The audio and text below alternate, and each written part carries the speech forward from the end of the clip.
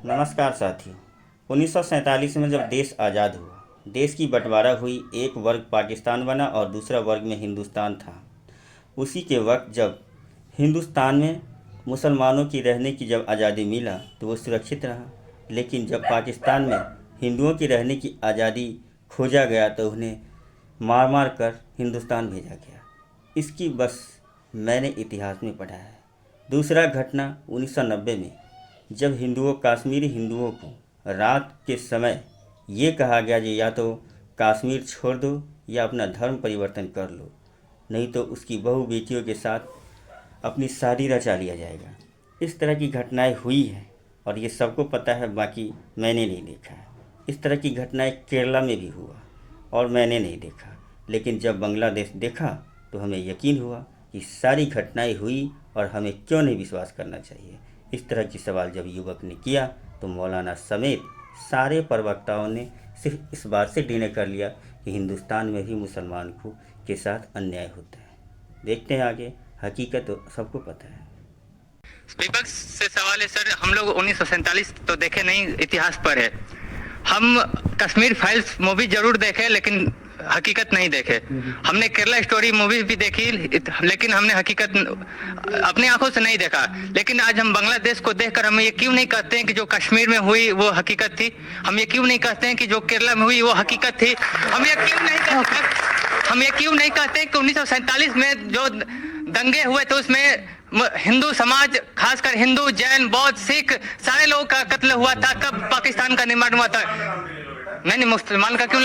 पाकिस्तान तो मुसलमानों के लिए तो बना था, हिंदुस्तान हिंदुओं के लिए, पाकिस्तान मुसलमानों के लिए बना था। अफगानिस्तान से बहुत खत्म हो गए, पाकिस्तान से हिंदू खत्म हो गए, आज बांग्लादेश से हिंदू और अल्पसंख्यक वहां से खत्म हो रहे। कब तक ये हम दिखाएंगे? कब तक हमने तहजीब की हम लोग ये बात करेंगे? कहाँ सर हिंदुस्तान में आ गए। वहीं दूसरा सवाल सरकार की प्रवक्ताओं से एक आंटी ने की कि जब दीपू जैसे हिंदू को मार मार कर जब जिंदा जला दिया जाता है तब कानून व्यवस्था और हिंदुओं की आत्मा सब चरमरा जाता है। प्रश्न मेरा सरकार से है कि आखिर कब तक हिंदुस्तान में हिंदुओं के साथ अन्याय होता रहेगा और अत्याचार होता रहेगा? कब हिंदुओं को अपने देश में सम्मान मिलेगा? इजराइल अपने नागरिक को सम्मान देता है, अमेरिका अपने नागरिक को सम्मान देता है। हम कब तक तालियों पीटते रहेंगे और हम कब तक झेलते रहेंगे? आखिर हमें सम्मान कब तक मिलेगा? क्या जवाब मिला, आइए सुनते हैं। जब कोई दीपू सरदार जो है सरकार इस तरह पीट पीट कर जिंदा जलाया जाता है, देश की कानून व्यवस्था, हिंदू की आत्मा, समाज सब कुछ चरमरा जाता है।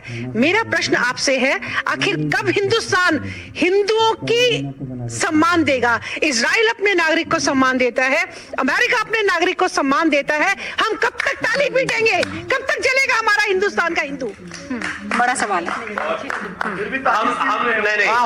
हम हिंदुओं को और इस देश के नागरिकों को सम्मान देते हैं, तभी सीएए लाए। हम हिंदुओं को, इस हिंदुस्तान के नागरिकों को सम्मान देते हैं, तभी सीएए के तहत पूरे हिंदुस्तान में 35,000 से ज्यादा लोगों को नागरिकता दी। जहां से लोग आए थे उनको नागरिकता नहीं मिल रही थी। हम हिंदुस्तानियों को और हिंदुओं को सम्मान देते हैं, तभी राजकोट से लेकर दिल्ली से लेकर और इसके अलावा हरियाणा तक। लेकिन बांग्लादेश के खिलाफ सरकार का पक्ष बहुत अच्छा नहीं है।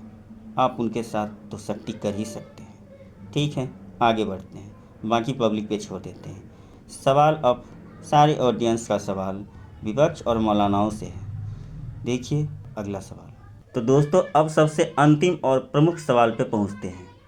और जब एक के बाद एक सवाल ऑडियंस के तरफ से पहुंचने लगा तो मौलाना ने सबको झूठा करार देते हुए ये कह दिया कि ये सारे के सारे वाक्य और सवाल झूठे हैं। पहले तो इसने ये कहा कि इस्लाम और कुरान में कहीं भी नहीं लिखा है कि दूसरे धर्म के लोगों को मारो और काटो। तभी एक युवक ने कुरान की वो आयतें निकाल के गूगल से पढ़ देता है जिसमें दूसरे धर्म के लोगों के बारे में, मारने के बारे में लिखा हुआ है। तब मौलाना इसे झूठ फरेब और झूठा करार देते हुए उसको उलझा देता है। तब एक आंटी ने पूछा, मौलाना साहब, कुरान में तो ये नहीं लिखा हुआ है कि सर तन से जुदा हो, लेकिन हमारे देश में इस तरह की नारा क्यों गूंजता है? तब मौलाना कहता है कि हम उसे मुसलमान नहीं मानते। तब ऑडियंस कहता है, अगर मुसलमान आप नहीं मानते तो उसे कब्रिस्तान में क्यों नहीं देते? तो बोला, ये संविधान में लिखा हुआ है। आइए जानते हैं। मेरा सवाल मौलाना साहब से है कि जैसा आपने बोला कि 15-20 हिंदुओं को मारा, वो जेनोसाइड नहीं है। यहीं के डेटा के अनुसार बांग्लादेश में आज़ादी से अब तक लगभग 5% 6% हिंदू खत्म हो गए हैं और यहाँ पे 4 से 5% मुस्लिम बढ़ गए हैं। और आप ही का स्टेटमेंट है कि जय श्री राम का नाम लेके मुसलमानों को मारा जा रहा है। एक ऐसी घटना बता दीजिए जिसमें कोई व्यक्ति खड़ा होकर कह रहा हो कि जय श्री राम और वो मुसलमान को मार रहा है। आप का स्टेटमेंट है ना कि झंडे वाले में मंदिर तोड़ा गया, पहले उस चीज को आप क्लियर कीजिए। वहां मैंने खुद अपनी आंखों से देखा है, आरएसएस की पार्किंग के लिए मंदिर नहीं तोड़ा गया, सब कुछ वहीं सलामत है। सर आपसे मेरा सवाल है सईद साहब, आप ये कहते हैं कि मैं निंदा करता हूँ, बांग्लादेश में जो हुआ उसकी निंदा करता हूँ, क्या किसी मुसलमान बोर्ड ने, क्या आपके किसी ऑर्गेनाइजेशन ने उसकी कोई ऑफिशियल उस पे यूएन तक वो गए, क्या संयुक्त राष्ट्र में उन्होंने मानव अधिकार के लिए डिमांड करी? और आप ये कहते हैं कि निंदा करते हैं, आप उन्हें मुसलमान नहीं मान रहे, तो वो मुसलमान थे जब उन्होंने कुछ गलत किया तो आपने मानना बंद कर दिया, जब वो ओलंपिक जीतेंगे तब आप मानेंगे कि वो मुसलमान? एक सवाल रूबिका, एक सवाल बहुत उठता है रूबिका। भाई बचाता है तो मुसलमान, मारता है तो मुसलमान नहीं है। यह सवाल विपक्ष है, अगर ये गाजा से रिलेटेड होता तो इस पे ये पूरा डाटा या फिर पूरा आर्गुमेंट करते, बट ये दीपू चंद्र दास से है तो आज ये बोल रहे हैं दलित पे सवाल उठा रहे हैं या फिर भारत पे सवाल उठा रहे हैं, तो ये कब तक चलेगा कि ये बांग्लादेशी हिंदू पे ये मुंह चुप करके एकदम बैठे रहेंगे? ओके कि कहीं लिखा ही नहीं है कि नहीं मारा जाएगा। सर मैं आपके कुरान में ही लिखा हुआ है, सूरा 9 आयत 5 क्या कहता है मैं वो बताता हूँ सर, गूगल पे लिखा हुआ है। और अच्छा आप इसे धराशायी कर दीजिएगा। सर कुरान में लिखा हुआ है ये कि फिर नहीं सर मैं बताता हूँ ना, फिर जब हराम के महीने बीत जाएं तो मुश्रिकों को जहां कहीं पाओ कत्ल करो। सर ये लिखा हुआ है इसमें। सर उन्हें पकड़ो, घेर लो और हर रास्ते में घात लगा के बैठो। अरबी की आयत पढ़ के बताओ ना, इसमें लिखा हुआ है। अरबी की आयत पढ़ के बताओ। अरे वो बेचारा कैसे पढ़ेगा? अरे ट्रांसलेट तो झूठा है। अरे वो कैसे पढ़ेगा? झूठा है। आप बता दीजिए कि मैं कह झूठा रहा है। हूँ अरे मैं कह रहा हूँ ना कि इस्लाम में नहीं है, मानो ना उस बात को। मुझे एक बात बताइए, शिवम जी फैज कुरान के अंदर, हदीस के अंदर कहाँ लिखा है कि आप सर तन से जुदा? अगर आप मुझे बता दीजिए तो मैं आपको मान जाऊंगी। पाकिस्तान में ये नैरेटिव चला था सर तन से जुदा, हमारे भारत में क्यों ना रे? कह रहा हूँ कुरान में कहीं भी, मैं तो साफ कहता हूँ अगर मोहम्मद साहब के बारे में भी गलत कहा जाए तो हिंदुस्तान, पाकिस्तान, बांग्लादेश, क्योंकि ये जमहूरी मुल्क हैं, संविधान से चलते हैं, हदीस और कुरान से नहीं चलते, गीता से नहीं चलते। वहां पर किसी इंसान का कत्ल करना, उसको गला काटना बिल्कुल हराम है, गुनाह है, इस्लाम के खिलाफ है। तो कब्रिस्तान में जगह क्यों देते हैं?